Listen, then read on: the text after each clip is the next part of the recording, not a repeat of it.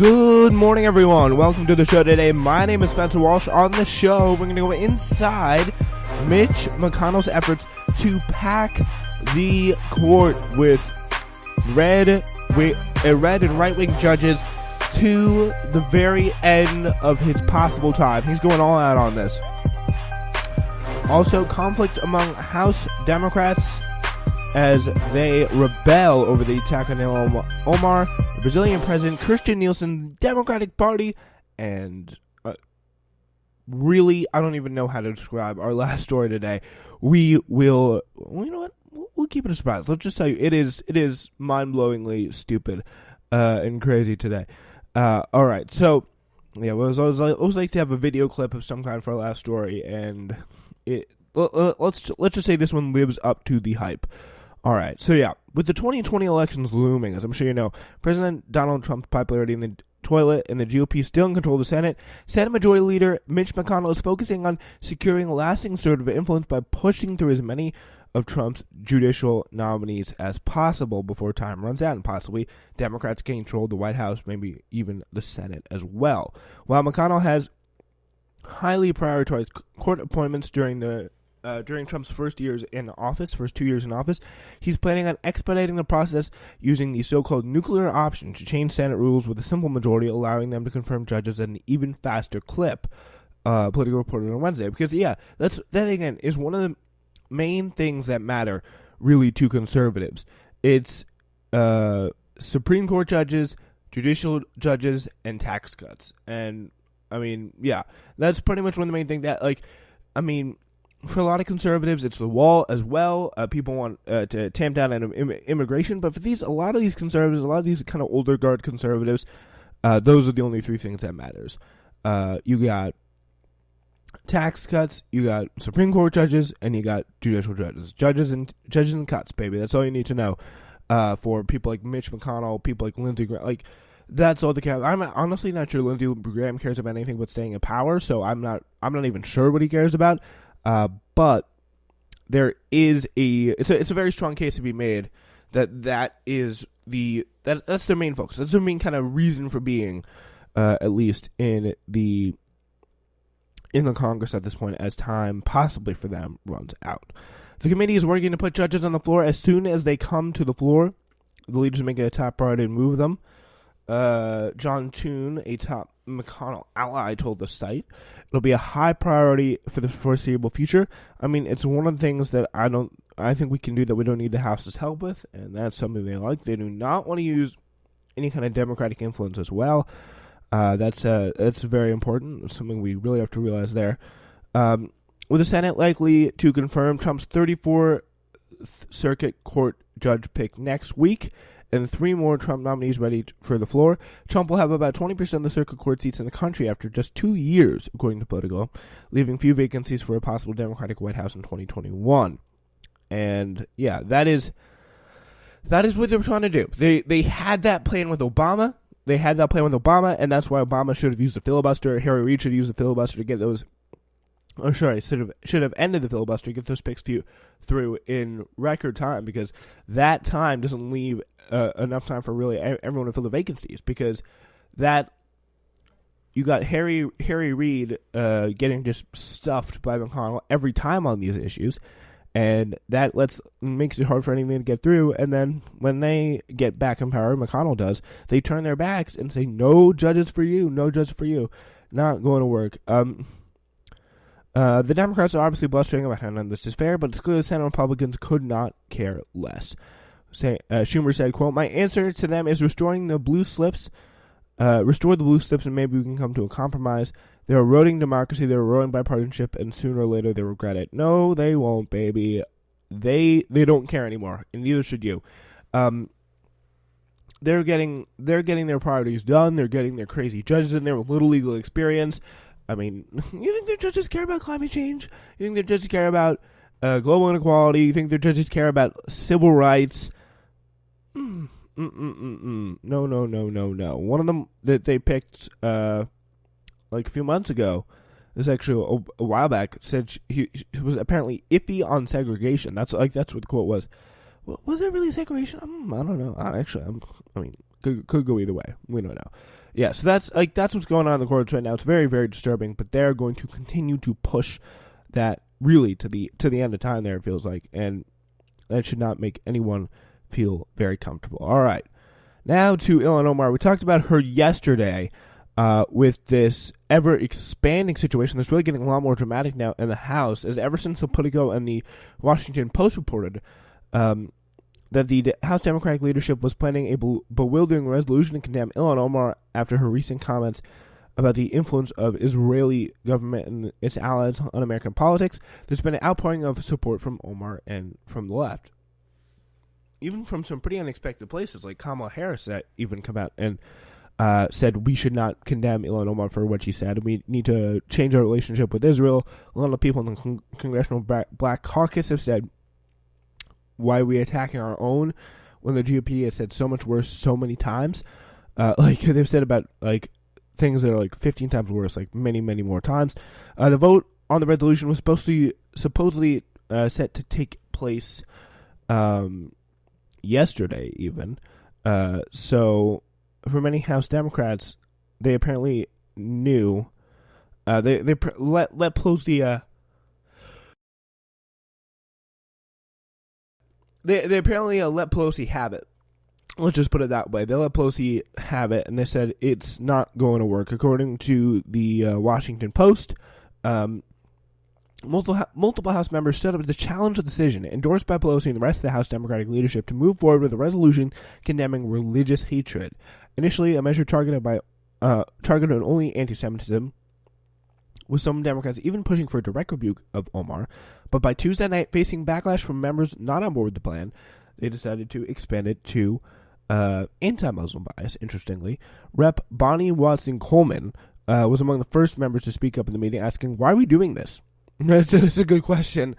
Bonnie Watson-Coleman of New Jersey asked in there, why are we doing this? She said afterward, any resolution would be redundant and unnecessary.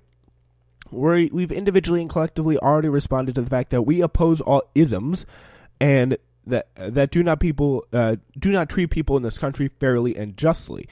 To continue to engage in this discussion, simply an opportunity to give both the media and Republicans distraction from our agenda. We have important work to do. That's exactly right. And I mean, again, not only is this like the fact that I think it's very clear, and I explained a lot more on this on yesterday's show. I don't think really Ilhan Omar, what she said was anti-Semitic, but the fact that they have, again, not only have they done something that's, by my opinion, wrong, they managed to do it so bad. The Republicans are now laughing at them, the media is now laughing at them, and then will waste a week from in their agenda. They say, okay, we're going to go and investigate, like, everyone to do with Donald Trump. Like, that's what we talked about at the beginning of the week. We probably still would be talking about that now. But instead, they managed to screw that up so badly. And that's what effective criticism from the left looks like. And that's how you change the tide of what's being discussed. And you fight back against kind of this Democratic narrative that's out to get the left at every point in turn. They can't say anything new. They can't bring anything different into the perspective. And it's very disturbing. It's very, very disturbing that they think that, but it's also very encouraging that, like, rank and file members, like, I don't know who Bonnie Watson-Coleman is, but the fact that she was able to stand up and actually change the tide of Democratic thought on this was very, very encouraging. So, Steny Hoyer, the number 2 House Democrat, told the Post that a vote on the resolution may not happen this week, but it's also not clear whether or not it'll happen at all. But the Post reported that both the Congressional Black Caucus and the Congressional Progressive Caucus are meeting today and could take a position opposing any resolution responding to Omar's remarks. Omar is both a member of the CBC and the CPC and serves as a whip for the CPC, that's the Congressional Progressive Caucus, if you're wondering. But she's also a member of that and the Congressional Black Caucus. Omar was reportedly at the meeting but did not speak. It's a little awkward. It's like, are you guys talking about me? Yeah, what's going on here? Are you guys want to make a vote condemning me? Well, it must have been nice to see everyone kind of like come to her defense there. But it's nice. Democrats haven't just clashed behind closed doors over issues this week. Representatives Ayanna Pressley and fellow Muslim lawmaker Alexandria Ocasio-Cortez have lent public support to Omar through tweets, while Representative Alexandria Ocasio-Cortez took issue with Representative Juan Vargas' tweet on Tuesday, asserting that questioning the U.S.-Israeli relationship is unacceptable. So, yeah, a lot of her friends in the progressive caucus are coming actually to back her on this, which is very encouraging, and something personally that I like to see. You'll love to see it, folks. All right, we move on. Now, we're going a little bit exotic to Brazil, where on Tuesday evening, President of Brazil and aspiring fascist leader Jair Bolsonaro tweeted an not safe for work video. He claimed he was taken during this year's Carnival celebration, saying, quote, "I don't feel comfortable showing it, but we have to expose the truth to the population." The video features a scantily clad reveler dancing in front of Carnival parties, one of whose head was like pretty much. He tweeted out a amateur gay pornographic film on Twitter. His public, imagine Donald Trump or Barack Obama tweeting out a gay pornographic film. That's what Jair Bolsonaro just did. So, yeah, completely gay pornographic film, completely homophobic and completely wrong because, I mean, children follow him, like thousands of children follow him, actually. There's been research, like, people looked at this. There's something like thousands of children follow him, and he's tweeting out things that are like sex scenes. It's pretty disgusting. Why is Bolsonaro sharing a random tape like this with his 3.5 million Twitter followers? Since the video apparently appears to show two men, it's likely he's trying to whip up some anti-gay sentiment among Brazilians. Self-proclaimed homophobe. Bolsonaro is. He says he's incapable of loving a gay son. He's also urged their parents to physically abuse LGBTQ kids at some points. Since taking office in January, Bolsonaro has used executive orders to remove LGBTQ concerns from his country's human rights ministry and fired Brazil's top HIV prevention task force official, presumably for working with the transgender community.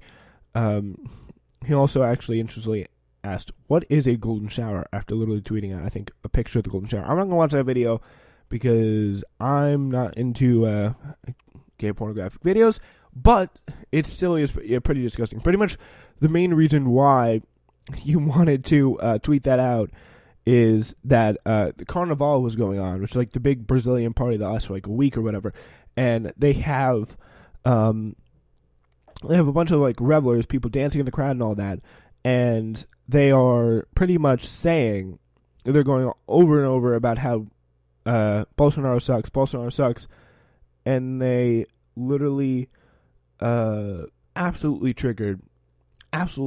completely snapped him, leaving him to post that and saying that was of the Carnival people. Like that video, that gay pornographic video was of the Carnival people, so that's why that happened. Very, very weird. All right, we're gonna so we're now going to leave that weird area and move now to Congress, where after many months of widespread outrage pressured Donald Trump to end his policy of separating families detained at the border, Homeland Security Secretary Kirstjen Nielsen still won't admit that policy existed in the first place, or even more astonishing, that migrant children have been testifying in cages. She testified before the House Committee on Homeland Security on Wednesday, and she continued to deny any existence of an actual policy requiring that migrant children be separated from their parents while in border control custody. She faced off New York Representative Kathleen Rice, Committee Chairman Mississippi Rep. Bernie Thompson several times, and continues to pretty much deny that it ever happened, pretty much deny there was no cages. There was no cages, guys. So here's a clip with talking to Representative Kathleen Rice here on this front. Were you aware that the zero-tolerance policy would lead to minors being separated from their parents, yes or no? As we increase consequences for those who break the law, just as everywhere... Look, I have such limited time, Madam Secretary. Okay. I'm sure you can appreciate that. As a consequence for a parent going to jail, we in this country do not take the children to jail. Okay. So I take that as a yes, that you understood that the zero-tolerance policy was going to lead to minors being separated from their parents. As it has in the last 3 administrations. Yes. Okay. So the answer is yes. At the end of February, BuzzFeed News reported that you did not issue guidance on how to implement